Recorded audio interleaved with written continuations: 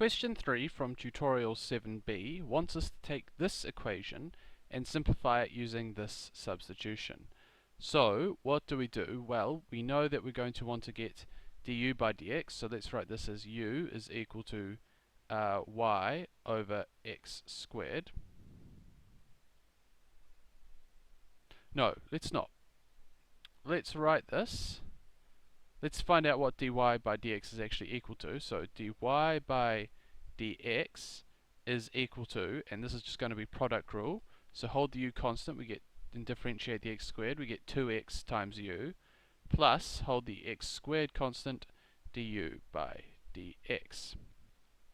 So now we're going to substitute away the term dy by dx and my y. So what will that give me? That gives me x squared 2xu plus x squared du by dx minus 2x, substitute in for y over here, ux squared plus 3 equals to 0. So now I've got something in u and x, so let me see what else I can do here.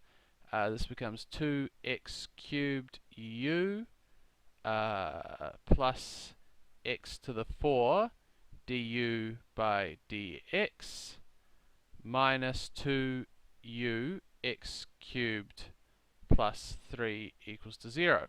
So we can see at this step what happens.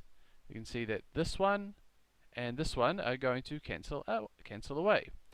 So that gives me x to the power of 4 du by dx is equal to negative 3. Du by dx is equal to negative 3 over x to the power of 4.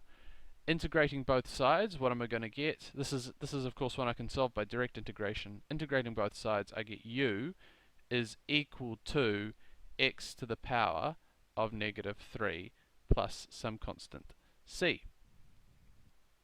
But that doesn't solve it, right? Because I don't want u, I don't want it in terms of u, I want it in terms of x and y. So I go back to my original substitution, I make u the subject, so rearranging this, I get u is equal to y over x squared. Sorry, this should be a y. Yep. And now I make that substitution back into here. So y over x squared is equal to 1 over x3, just changing this into index form, plus c. Move the x squared up, I get y is equal to 1 over x plus c x squared. Which is what I wanted, right? So now we're asked to sketch for positive x, two members of this family of curves for when c is positive.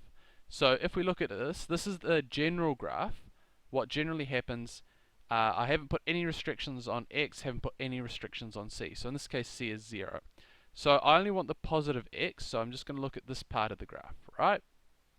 What happens? Well, as I increase c, making c positive, you can see that it starts to curve upwards, right? And this is the cx behavior, cx squared behavior we're seeing.